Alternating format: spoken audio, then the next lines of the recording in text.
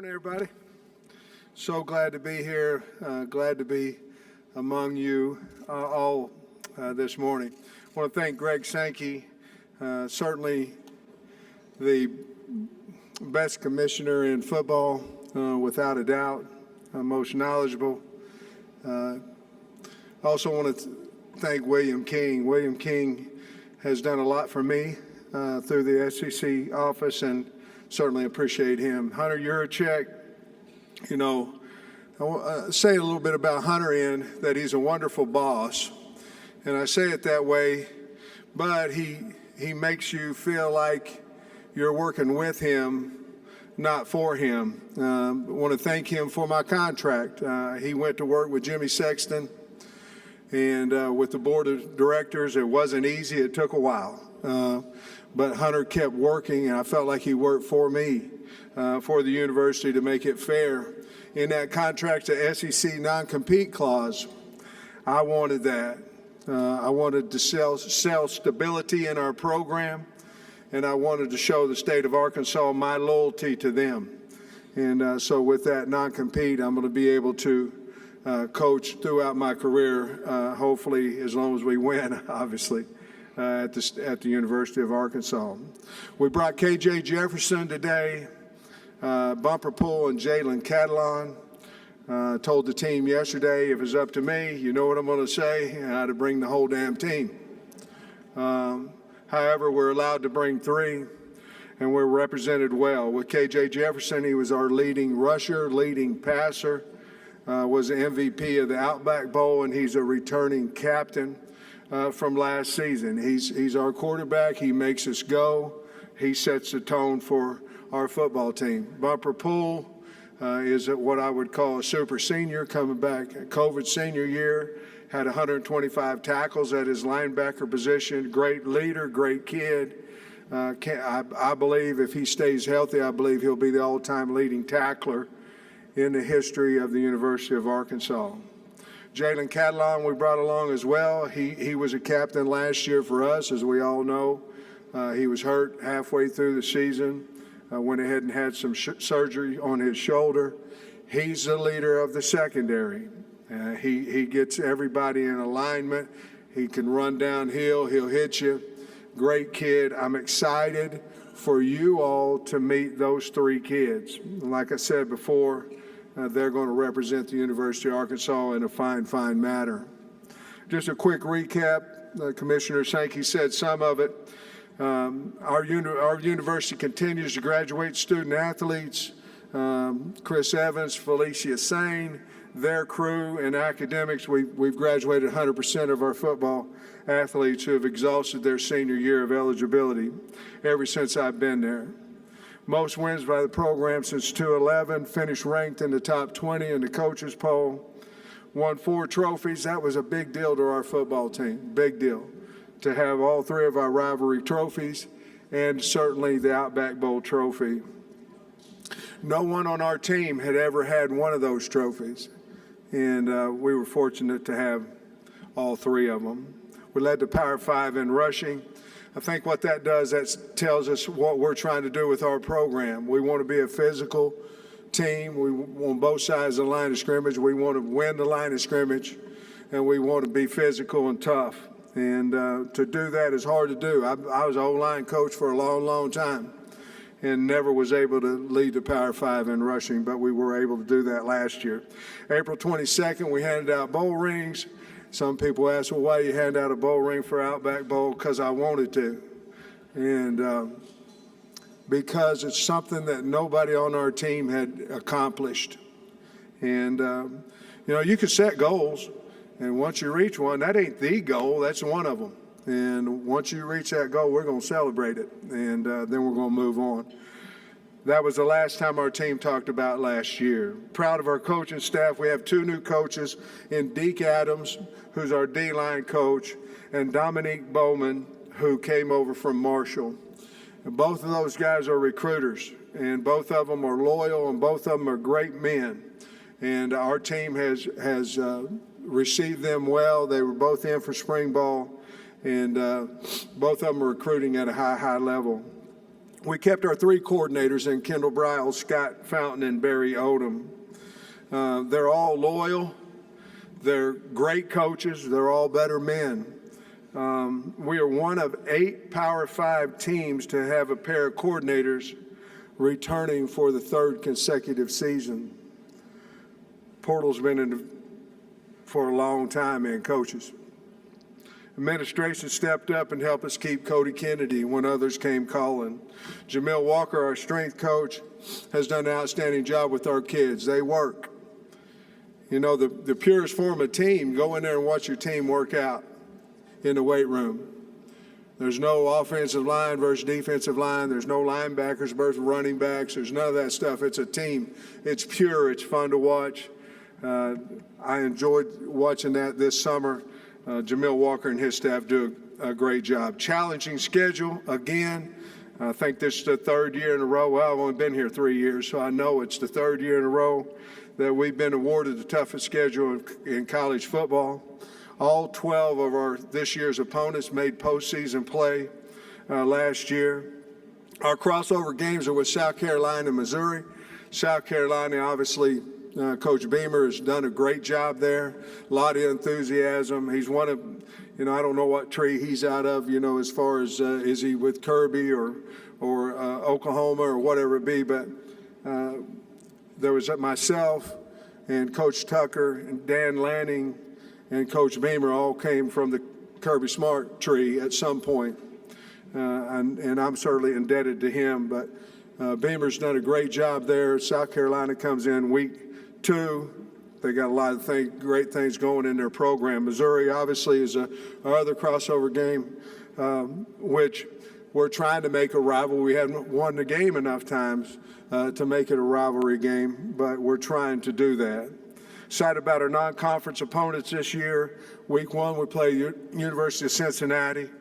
Luke Fickle's the head coach there. They went to college football playoffs, AAC conference champions, and he was AFCA Coach of the Year. We're excited about that game. Week 3, we play Missouri State. Bobby Petrino, Arkansas coach, had great success at the University of Arkansas, has been in the FCS playoffs the last 2 seasons. BYU, they're 21-4. They have 2 top 20 finishes over the last 2 years, 20 returning starters. We go to BYU. And then Liberty, they have 3 straight bowl wins under Coach Freeze. We all know about Coach Freeze. We have 12 starters returning, 6 on offense, 4 on defense, 2 special teams with Cam Little and Reed Bauer on the special teams. We have 3 super seniors returning, Dalton Wagner, Bumper Pool, and Dorian Gerald. Portal additions, we had 9.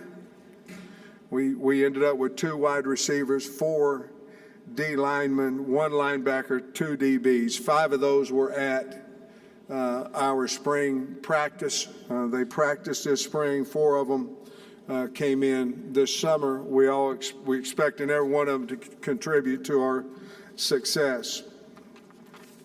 We'd like our program to reflect our state, the great state of Arkansas. Loyal, tough, hard-working. One of our goals every year is to make the state of Arkansas proud of the football team. In my office is a sign that says you're not coming to play for the University of Arkansas, you're coming to play for the state of Arkansas. And it's true to the core. We've established a true home field advantage in our stadium because of the state's passion for the Razorbacks. From 2019 to 21, we were number 2 in the nation, number 1 in SEC, with fan attendance increase of 14,000 fans, additional fans per game. Jamie and I are honored to represent the University of Arkansas, honored to be the head coach at Arkansas. I want to thank all the media for your work and helping us tell our story. With that, I'll take questions. Thank you, Coach. If you have a question, raise your hand. We have Allie, Lexi, and Blake. We'll get a microphone to you. Please stand if you can and give your name and affiliation. So we're going to start right here in the center aisle, right in the near aisle. Good morning, Coach. Morning. You're in a unique situation knowing you were a former head coach, high school level, junior college level, and now at Arkansas.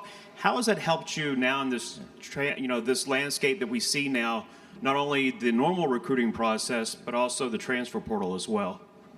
Yeah, I remember being the head coach at Hutchinson Junior College, and they said you had to have 120, 140 kids on your team. And I went out west of Kansas and recruited. So, at a junior college, you're going to recruit 85, 90 kids every year.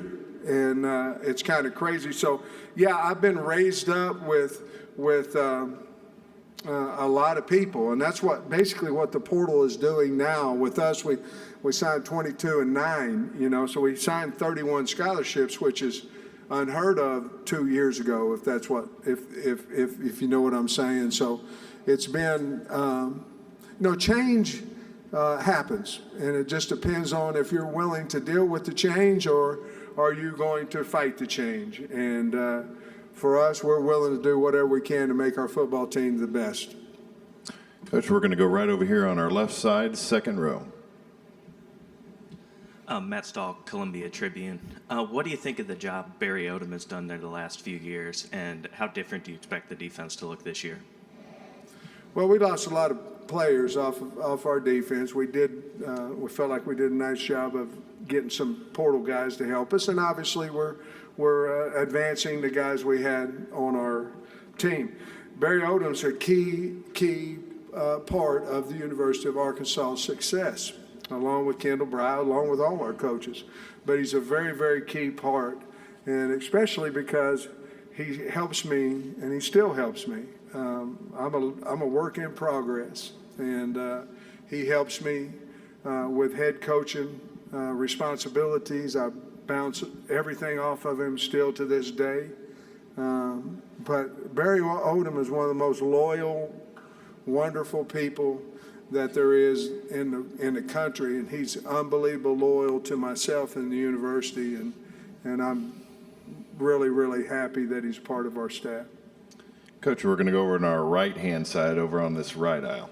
Hey, Coach. Steve Moulton, WZZN. Hope you're doing well.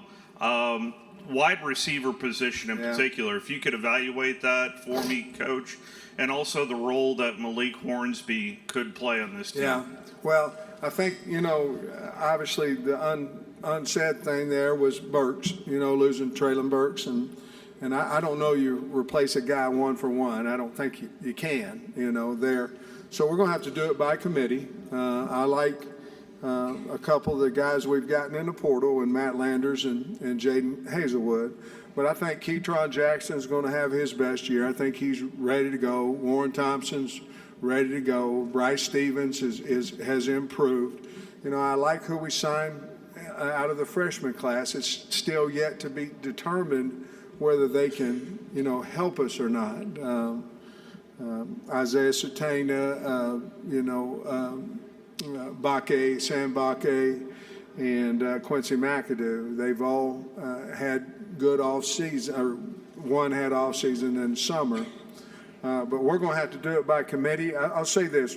We look like a wide receiver group. We run like a wide receiver group. KJ's going to have to get comfortable with where these guys are going to be, and he has to get comfortable with their speed and the way they run their routes and all those things. But I think we're going to have to replace Burks by committee. That was certainly probably the number one thing offensively that was concerning. Along with Malik, we have used him at wide receiver. He's fast. He has natural ball skills.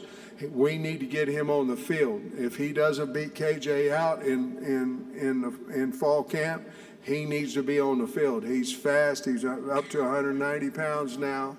He can withstand the heat and hits, physicality. But the other thing that helped us is Cade Fortin. So getting Cade Fortin in at quarterback allows us a little bit to move Malik Hornsby out and look at him at wideout. But he's a good enough player. He needs to be on the field. So he's certainly got a chance to help us there as well. Coach will go right in front of me about midway back in the green. Good morning, Coach. Jacob Goins from ESPN 106.7 in Auburn. What does it mean for you to be a part of the Arkansas athletic department that has become one of the best in the entire country across all major sports? Well, we got to get better. I mean, if you're in Arkansas right now, everybody's doing so much more than we are. And so we have to get better. But seriously, it's unbelievable. You know, when the basketball team goes to Elite Eight and Dave and them go to the World Series and Courtney and them win the SEC, and it can go on. Soccer, women's soccer won the SEC, and Bucky and them won the SEC in track. It's unbelievable. I think you have to look at those individual coaches, and you certainly have to look at Hunter Yurchek and his staff. But it's a great time to be a Hog now, and I think everybody in the state's pumped up about sports. You can see that in ticket sales and revenue of those things as well, and I'm certainly excited to be a part of it. Coach, we'll go same section right in front of me, 4 rows back. Kirk. Kirk Bowles from the Austin American Statesman. Congratulations on your great year, Sam. Thank you. Do you feel like, are you comfortable saying Arkansas has arrived? No. And a second question, do you want Texas and Oklahoma as permanent rivals? Yes. First answer, no. No. Arkansas is just trying to compete. We're trying to get better. We're trying to, you know, we're trying to fight hard. We're trying to work hard. We're the underdog. We like it that way. No. We're away from that. Now, we will compete. We'll do that. Roll it out there and let's play ball. But no. We're not that. What was your second one? Yes. Oh, Oklahoma and Texas. You know, it was fun playing Texas last year. Obviously, you know, it was 1 year, and we had a nice game against them and those things. I have a lot of respect for Coach Sark and the Longhorns. Oklahoma would be another rival that would be pretty cool.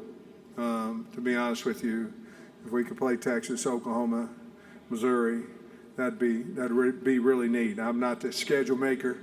I'm just a football coach. But to answer your question, that'd be a really cool deal growing up in the state of Oklahoma. Coach, we're going to go over here to the right in the middle. Connor O'Gara, Saturday Down South. The hog statue on your property, can you explain the backstory as to what led to that, and was that before or after you knew you had a new contract coming? Oh, I like that last pitch. The hog statue, I bought the Marlin house. It's a big old Marlin. Had a big Marlin over here. Had a guy catching the Marlin over here. It's kind of a peninsula. It comes down in the water. Guy over here, he like this, and he was hooking the Marlin on the other part of it. Well, we bought it. Jamie and I bought it on August 1st, and August 3rd, the storm came through, knocked the Marlin down. Marlin shot water into the lake. So my mind went to a slobbering hog. Insurance company came through. Brandon White was the guy I called about the hog, and he made it into.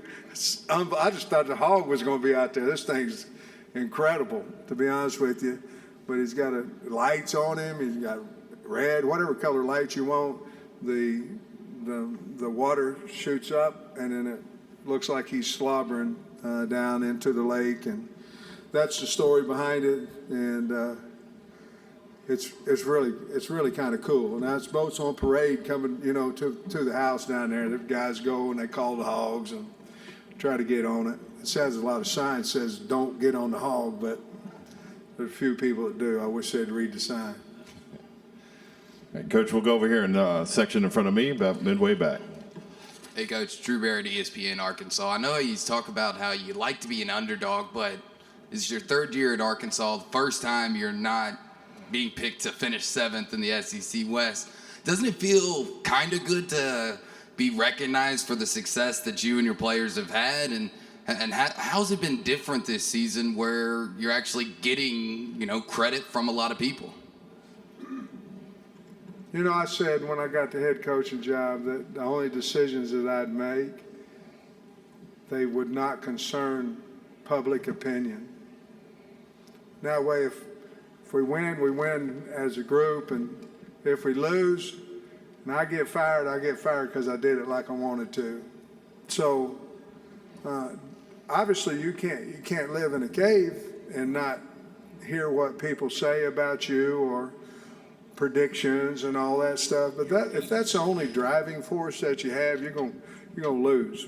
If that's the only driving force to be good, you're going to lose.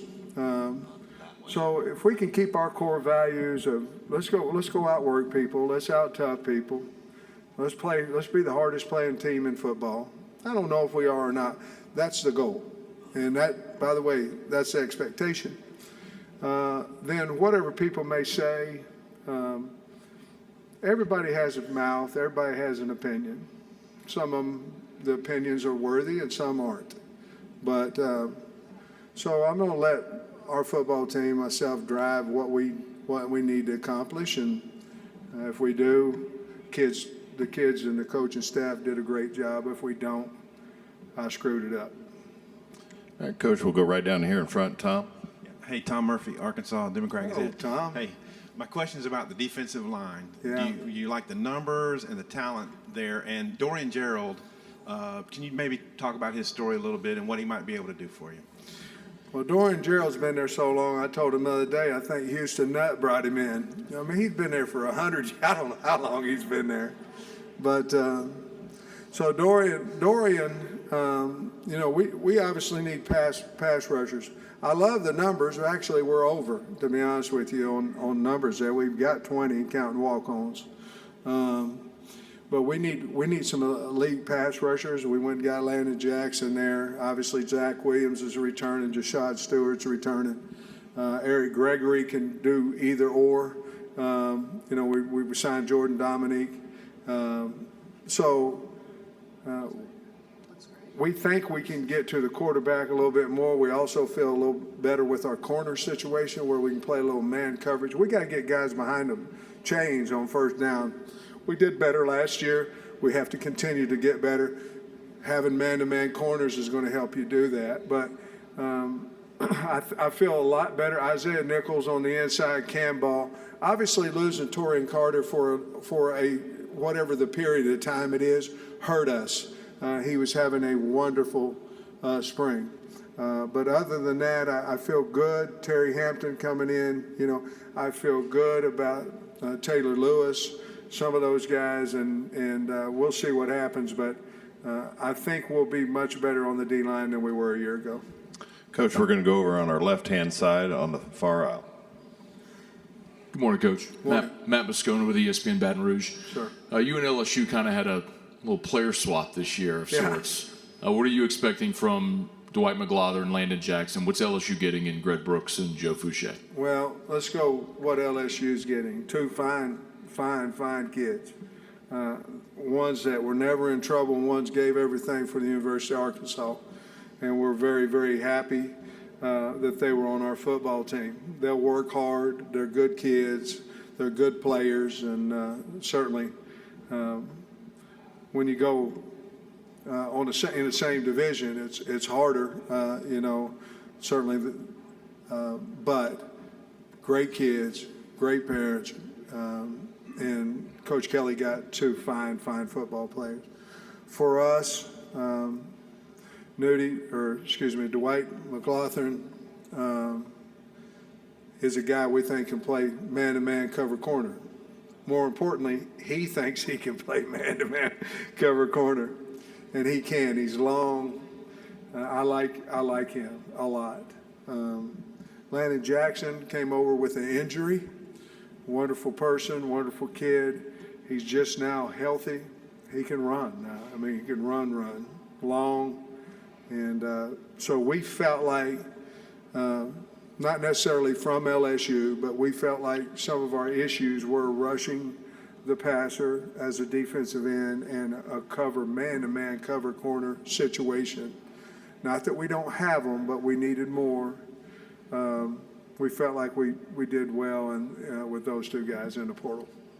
Okay, we have time for a couple more. We're going to start here on the center aisle, near aisle in front of me. Hey, Coach. Chris Marler, Saturday Down South. You brought up the schedule. I don't know if you know this, but you're 16-6 against the spread. So I wanted to say thank you. How much? 16-6. Go Hogs. Love it. My question is, you brought up how difficult the schedule's been and you're not in control of it. You're the most likable coach in the conference, possibly the country. Who's doing this to you with the scheduling? And is there plans to kind of scale that back a little bit moving forward? Well, schedules are scheduled out so many years in advance, and nobody knew, maybe they did, I don't know. But Cincinnati, when they were scheduled, I know they weren't in the college football playoffs. And then BYU's always been really, really, they've been a good program, but they're at the top of their game. Well, not top. I think they played for a national championship a few years back, or not McMahon or who. I may be all messed up on that one, but being 21-4 and having 20 starters coming back, I laugh at home saying, they're trying to fire me, but I hope not. I mean, I like it there, and so. I think with the realignment, which thank you for not asking me that question. I think with the realignment, I think everything is trying to become fair. And right now, the West, if you're in the West, it's a beast. Now, I'm not saying the East isn't either now, but the West is sure enough. And you add that, and then you play another couple, 2 or 3 teams in your non-conference schedule that are go-getters. It's hard. It's hard to maintain. Last year we went 4-0, and then, somebody said, well, you're not going to be able to slip up on anybody. Well, we didn't slip up on Georgia last year either. I think they knew we was coming in there. And so I don't know. At one point, I'm hoping that it'll ease up a little bit, but right now it hasn't. Mitch, we'll take one final question over to our right on the edge. Ken. Good morning, Coach. Ken Capps from Football Writers of America. Okay. After the beating of Texas last year, what message do you have for the Oklahoma and Texas fans coming over to the SEC? And also, what are the most played songs on your jukebox in your office? We love you, Texas and Oklahoma. Can't wait for you to come over. We got a great place. I don't know what to tell them. I mean, OU, I was a kid, rooted for the Sooners when I was a young kid till I moved over to eastern Oklahoma, where I became a Razorback fan. Storied football program. We're having recruiting battles with them right now. Thank the Lord. And because before we couldn't get in the door, but we're having recruiting battles. We are having recruiting battles with Texas. I'm not telling you we're whipping them or anything like that. I'm telling you we're in the conversation. So it's so close, and you have 2 storied programs there, but I would tell them that